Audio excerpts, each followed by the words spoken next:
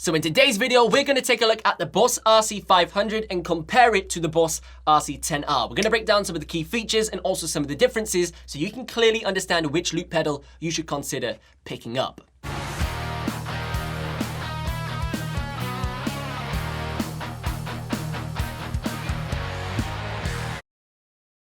Hey, what's up? Hope you're having a fantastic day and welcome back to another video. Now today we're going to be talking about the Boss RC-500 and the Boss RC-10R. Now I've been getting loads of comments, people asking, is the Boss RC-10R still relevant now the Boss RC-500 has been released? So we're going to discuss some of the differences between the two loop pedals so you can clearly understand which loop pedal you may want to actually pick up. Now, we actually checked out the Boss RC-10R here on the channel way back in January, and if you're interested, you can check out my review over here. Now, I didn't think it was a bad loop pedal, but for me, it just didn't really match my workflow when I'm live looping. So I found it very frustrating to actually use the Boss RC-10R. Now, the Boss RC-10R and the Boss RC-500, although they are two-track loop pedals and they appear to be the same, they're actually very, very different. And this is indicated by the naming scheme. So because the Boss RC-10R ends in an R, this means it's a rhythmic orientated looper pedal, whereas the Boss RC-500 doesn't have an R at the end. So if it was the Boss RC-500R, then that would be a rhythmic loop pedal. And the reason and the difference with the R and what rhythmic means is basically it has more drum patterns and more drum machine options. So on the Boss RC-10R, we have 280 drum patterns to choose from. And then we can also expand this as well by importing your own MIDI files onto the loop pedal. However, on the Boss RC-500, we only have 57 drum patterns, and there's two variants for these drum patterns. So there's an A and a B, verse chorus style drum beats, but it's not as many. Now, where the Boss RC-10R beats the RC-300 once again in the rhythm department is with the feature set that's present. Now, the Boss RC-10R has these things called fills. So it's got intro fills, transitional mid-roll fills, and then it also has endings. So these are beautiful transitional drum fills that allow you to go from groove A to groove B and switch between the sections. This is fantastic for section-based structured looping. It works very, very well. Now, the Boss RC-500, from my impression, doesn't have this feature whatsoever from what I've seen online. So there's no drum fills. You just simply have drum pattern 1 and drum pattern 2 with no fill to switch between them. Now, where the two rhythm sections on the looper pedals are the same is actually with the kits that are available. Now, on older Boss loop pedals, we didn't have this flexibility. All you could choose was a rhythm pattern, and whatever sound was associated with that pattern was all you could choose. Well, now on these newer loop pedals, we can select the pattern, but also select the sound of that pattern, so the drum kit that plays that drum groove. And on both of the loop pedals, RC-10R and RC-500, we have 16 drum kits to choose from, which gives you lots of different options for whatever genre you're looping within. Now, one specification on the Boss RC-500 that's had a huge bump is the record time. Now, if you don't know what record time is, this is basically how much storage space is available on your loop pedal. So for example, if you record a 10-minute loop and you want to save that to the looper pedal, that would take up 10 minutes of the available record time on the loop pedal's hard drive. Now, the Boss RC-10R only has 6 hours total record time, whereas the Boss RC-500 has got 13 hours, which is a huge, huge increase. So this is one going to allow you to record longer loops and save those onto the loop pedal so you can have more longer loops available at instant recall. And also it's just going to give you a lot more space and flexibility with the types of loops that you can perform. Now, for me, with the Boss RC-10R, I felt like that was a very bedroom guitarist orientated pedal without being offensive in any sort of a way. I just felt like it was a very creativity driven pedal orientated around people's songwriting and just demoing ideas before they take that to the studio or present it to a band, because it had so many drum grooves, so many different things to allow it to be a creation tool. Whereas the Boss RC-500, I think, is going to allow you to, one, create ideas with a looper pedal, but also take that loop pedal onto the stage to perform them to a crowd once you've finished the track. And that's what I wished I could have also done with the Boss RC-10R, because I really wanted a compact solution for my acoustic guitar looping rig. I think the Boss RC-500 is going to offer this for me. It's simple 2-track loop pedal, super portable size, and it's going to sound really awesome because it's got that 32-bit. Now, before we move on to some of the exclusive features found on the brand new Boss RC-500, let's discuss the final similarities between the RC-10R and the RC-500. And that's the connectivity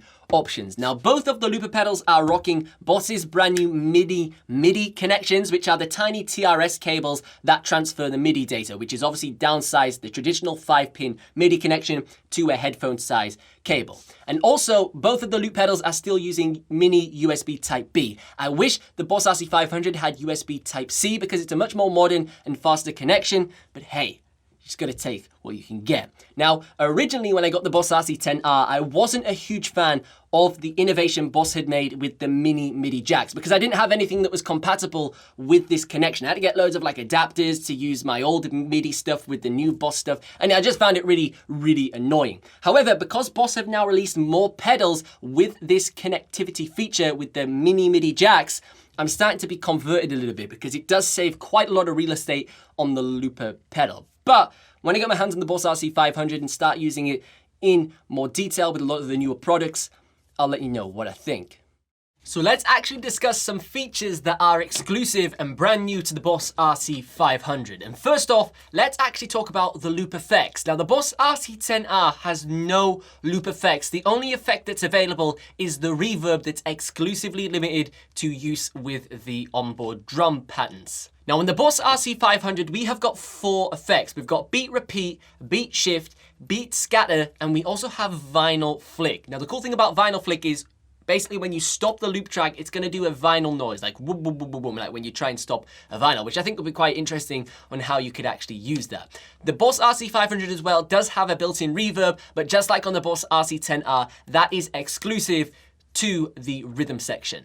So if we take a look at the back of the Boss RC-500 and we compare this to the back of the Boss RC-10R, you'll instantly notice the Boss RC-500 has an XLR microphone in. So this means you can do vocal looping with the Boss RC-500, whereas the Boss RC-10R is primarily orientated around guitar looping only because it's very limited on the types of inputs that you can put into that pedal. Now the Boss RC-500 has got XLR input as well as 2 left and right stereo jack inputs, so it means you can do multiple instrumental looping, which is going to give you a lot more versatility within your setup. Now, because the Boss RC-500 is going to be in the 500 series line of pedals, it's going to be in this exact encasement here, and it's going to have 3 foot switches, which I think is a great addition. One, it's going to make it much more enjoyable and easier to use the loop pedal because we can reassign, customize the foot switches to a more tailored layout that you prefer while looping. Now, for me with the Boss RC-10R, because it was only a 2 foot switch pedal, I found it very, very difficult to use because there was a ton of different things you could trigger with those 2 buttons. You could trigger drum fills, intros, endings, also change the actual groove to pattern 2, as well as switch between track 1 and track 2. It was just a total nightmare to remember all of the shortcuts without accidentally doing something by mistake. 3 foot switches, customizable RC-500, I think it's going to work fantastic. Now, a very interesting feature on the Boss RC-500 that many people have actually overlooked is the fact it's battery powered. You can run the Boss RC-500 off 4 AA batteries, so it means you can use it on the go without a power source. However, the Boss RC-10R still requires a 9-volt plug that you have to put into a wall. That's very interesting, especially if you're busking, you're using a rolling cube, for example, and you have a portable battery-driven rig. The Boss RC-500 is going to give you a 2-track loop pedal that is portable on the go. Now, if we actually take a look at the front of both of the loop pedals, the RC-10R and the Boss RC-500, you will notice there is a distinct difference in the loop light indicators. Now, the Boss RC-10R had adopted the very traditional approach the Boss RC-202 and the Boss RC-505 had taken. It had the little circular loop light indicators that told you the state of the loop pedal, and I really did like and enjoy using this style of a display. One problem I did have with the RC-10R was the text was awfully small to tell you what that loop light indicator was doing, and you could hardly see what it said when you were stood up, but I like the premise of the idea.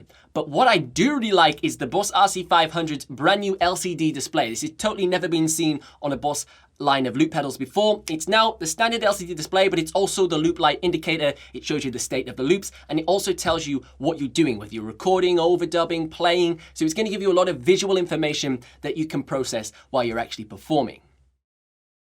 Now, to conclude, what are my final thoughts on these two loop pedals? I personally think the Boss RC-500 is the better option over the Boss RC-10R. Yes, the Boss RC-10R has way more drum patterns to choose from, and if that's something you're interested in by having the drum fills and all that type of thing, then obviously go for the 10R. But I feel like the RC-500 is going to provide the end user with a much more practical loop pedal that we can actually use on stage. We have a lot more flexibility because we've got the XLR input as well as the stereo jack input. It's got 3 foot switches just to make it a little bit easier to use. Me personally, I'm really excited to get my hands on the Boss RC-500, and it's going to be really soon. So be sure to like and subscribe and turn the notification bell to on so you get notified when I upload my future Boss RC-500 videos. But as always, I've been Ben Rowlands. Thank you so much for watching, and I'll see you in the next one.